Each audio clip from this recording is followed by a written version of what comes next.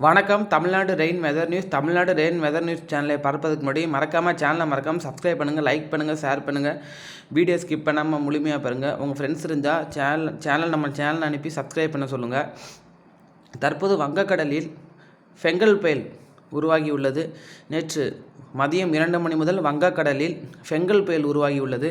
இந்த ஃபெங்கல் புயலானது தற்போது சென்னைக்கு கிழக்கு மற்றும் தென்கிழக்கே 400 கிலோமீட்டர் தொலைவில் நிலை கொண்டுள்ளது. இது இன்று பிற்பகல் அல்லது மாலைக்குள் சென்னைக்கும் புதுச்சேரிக்கும் இடப்பட்ட பகுதிகளில் கரையை கடக்கும் என்று எதிர்பார்க்கப்படுகின்றது.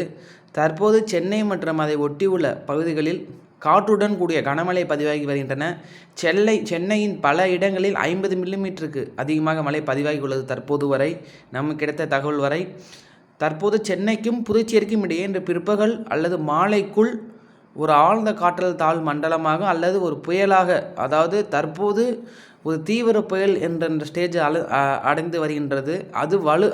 அது சற்று இன்னும் கரையை நெருக்கமாக வரும் பொழுது அது வலுவிழந்து அது ஒரு புயலாகவோ இல்லை ஆழ்ந்த காற்றழுத்த தாழ்வு மண்டலமாகவோ சென்னைக்கும் புதுச்சேரிக்கும் உள்ள இடையில் இன்று பிற்பகல் அல்லது மாலை கரையை கடந்து உள் மாவட்டங்கள் வழியாக சேலம், தருமபுரி மற்றும் அதை ஒட்டியுள்ள உள் மாவட்டங்கள் வழியாக அது அரபிக்கடலுக்கு செல்லும் என்று எதிர்பார்க்கப்படுகின்றது.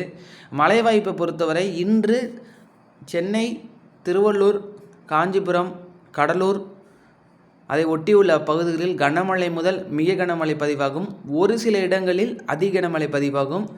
அதேபோல் வடக்கு உள் மாவட்டங்கள், அதாவது அது சென்னையிலேருந்து புதுச்சேரிக்கு இடப்பட்ட பகுதியில் கரையை கடந்து அந்த புதுச்சேரிக்கு உள்பகுதியில் உள்ள வடக்கு உள் மாவட்டங்கள் வழியாக தான் அது போகும். அது அரபிக்கடல் போகும்போது இந்த சேலம், தருமபுரி, கிருஷ்ணகிரி இந்த மாவட்டங்களில் பார்க்கும்போது கனமழை முதல் மிக கனமழை நாளை பதிவாகும். ஸோ இன்று மாலை இது கரையை கடந்து ஸ்லோ மூமெண்ட்டில் அது உள்ளே போகும்போது நாளைக்கு இந்த உள் மாவட்டங்களில் கனமழை முதல் மிக கனமழை பதிவாகும். ஒரு சில இடங்களில் அதிக கனமழை பதிவாகும்.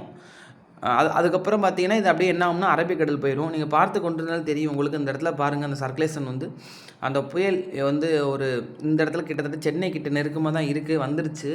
ஸோ அதனுடைய அவுட்டர் பேண்டுன்னு சொல்கிறோம்ல, அதாவது அதனுடைய வெஸ்டர்ன் பேண்டுன்னு சொல்லுவோம். ஒரு புயலுக்கு 4 பேண்ட் இருக்கும், ஈஸ்ட், வெஸ்ட், நார்த். இதோட வெஸ்டர்ன் பேண்ட், அதோட இந்த புயலோட மேற்கு பகுதி, சரிங்களா. ஆனால் சென்ட்ரல் பிளேசஸ் இந்த இடத்துல இருக்குது. இருக்குது பாருங்களா, இது சென்ட்ரல் பிளேசஸ்ஸு. இது ஈஸ்டர்ன் பேண்டு. ஸோ இது வெஸ்டர்ன் பேண்டு, இது நார்த்தன் பேண்டு, சவுத்தன் பேண்டு. இதுதான் நடுவோட மையப்பகுதி, அந்த புயலோட கண் பகுதின்னு சொல்லுவோம்.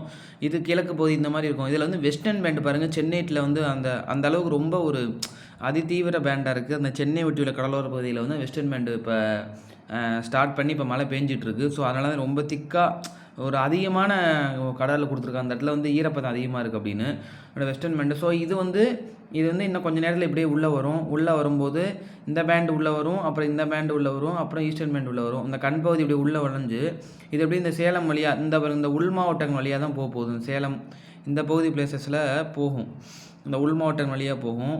இதுக்குள்ளே உள்மாவட்டம் போய் அரபிக்கடல் போயிடும். அப்போ ஃபஸ்ட்டு இங்கே மழையை கொடுக்கும், அப்புறம் இது இங்கே போகும்போது இந்த பேண்ட் எல்லாமே, இந்த ஈரப்பதம் எல்லாமே உள்ளே வரும். அதுக்கப்புறம் இதுக்கு உள்ள பகுதி மேற்கு தொடர்ச்சி உள்ள பகுதியில் மழை பெய்யும் தமிழகத்தில். அப்புறம் அரபிக்கடல் போகும். இப்படி தான் போகுது.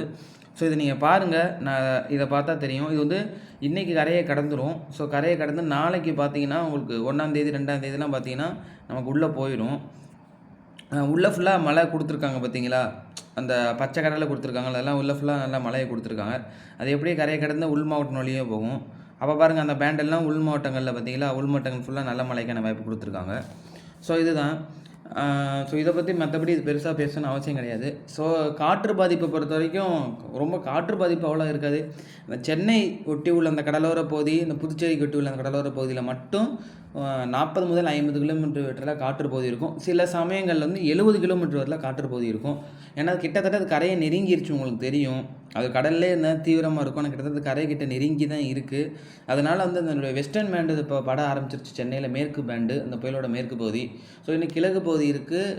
கிழக்கு பகுதி பேண்டு மையப்பகுதி பட்டு அப்புறம் கிழக்கு பகுதி பேண்டு உள்ளே வரும், அந்த கண் பகுதி. ஸோ இப்போதைக்கு வெஸ்டர்ன் பேண்டு பட்டு இப்போ அந்த கடலோர பகுதியில் நல்ல மழை பெஞ்சிட்ருக்கு.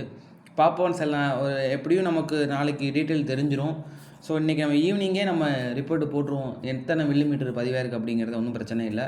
சென்னையில் இது வரைக்கும் 50 மில்லிமீட்டர் கிட்ட பதிவாகிருக்கு. இன்னும் ஒரு பெரிய லெவலில் மழை பதிவாகலை. பட் இது உள்ள கண் பகுதி உள்ள நுழையும் போது இன்னும் கொஞ்சம் அதிகமான மழைப்பதிவு நம்ம ஏற்கனவே சொல்லியிருந்தோம். அது கரையை கடக்கும்போது வலு விழந்துரும். எஸ்எஸ்டி கிடையாது. ஒரு ட்ரை ஏர் வந்து இம்பேக்ட் இருக்கிறதுக்கு வட இந்திய குளிரலை வந்து அந்த அந்த புயலோட வெளித்தோற்றத்தை வந்து என்ன பண்ணியிருந்தோம், அது ஈரப்பதத்தை வறண்ட காற்று உள்ள போய் ஈரப்பதத்தை இதாகிக்கிறோம், வீக் பண்ணிடும்னு சொல்லியிருந்தோம். அதனால் அது வலு விழுந்து அது கரையை கிடக்கும், ஒன்றும் பிரச்சனை இல்லை. ஸோ இந்த நிகழ்வு போகும்போது அதுக்கடுத்து டிசம்பர் 5ஆம் தேதி ஒரு நிகழ்வு வருது. அது வந்து பார்த்திங்கன்னா நம்ம இந்தோனேஷியாவிலேருந்து லோ லேட்டிடியூட் வழியாக தான் போகுது. அதை பற்றி இந்த புயல் போனதுக்கப்புறம் தான் அந்த நிகழ்வு தெளிவாக தெரியும். அடுத்து வர தாழ்நிலை தெளிவாக தெரியும். ஃபஸ்ட்டு இது கரையை கடந்து போகட்டும், அதுக்கப்புறம் அது துல்லியமாக நம்ம என்னங்கிறத நம்ம சொல்லுவோம். நன்றி, வணக்கம். சேனலை மறக்காமல் சப்ஸ்கிரைப் பண்ணுங்கள், லைக் பண்ணுங்கள், ஷேர் பண்ணுங்கள். வீடியோ ஸ்கிப் பண்ணால் முழுமையாக பாருங்கள். மாலை மற்றொரு வானிலைகள் சந்திப்போம். இன்னொன்று சொல்கிறேன், மீனவர்களுக்கான வானிலைக்கு பொறுத்த வரைக்கும் கடலுக்கு நான் நெக்ஸ்ட்டு 4 days போவேன்னா, ஏன்னா வந்து என்னதான் புயல் வந்து கரையை கடந்தாலும் அது வந்து இதில் நம்மளோட சென்னையோட அந்த ஒட்டியுள்ள பகுதியில் இருந்தாலும் அது வந்து கரையை கடந்து முழுதும் அரபிக்கடல் போகிற வரைக்கும் அந்த கடலோட அலை எழுச்சி இருக்க தான் செய்யும். ஏன்னா அது கடலில் இருந்த காற்றை தான் அதை ஈர்த்து இது பண்ணுது, அது ஒரு புயலாகுது. அப்போ அந்த கடலில் உள்ள அலைகள் வேகமாக இருக்கும், ஈரப்பதம் அதிகமாக இருக்கும், அந்த இடத்துல திடீர்னு சுழல் காற்று ஏற்படும் கடலில். அதனால் அடுத்த ஒரு 4 நாட்கள் மீனவர்கள் வந்து கடலுக்கு மீன் பிடிக்க செல்லணும். டிசம்பர் 3ஆம் தேதி வரைக்கும் மீனவர்கள் மீன் பிடிக்க செல்ல வேண்டாம் என்று கேட்டுக்கொள்ளப்படுகிறார்கள். முக்கியமாக மன்னார் வளைகுடா, தமிழக வங்கக்கடல், இலங்கை, வடக்கு வங்கக்கடல், நம்ம வடகடலோர பகுதி, அதுக்கப்புறம் அரபிக்கடல் போனோம்னா தெற்கு கேரளா பகுதியில் மீனவர்கள் மீன் பிடிக்க செல்ல வேண்டாம் என்று கேட்டுக்கொள்ளப்படுகிறார்கள். நன்றி, வணக்கம்.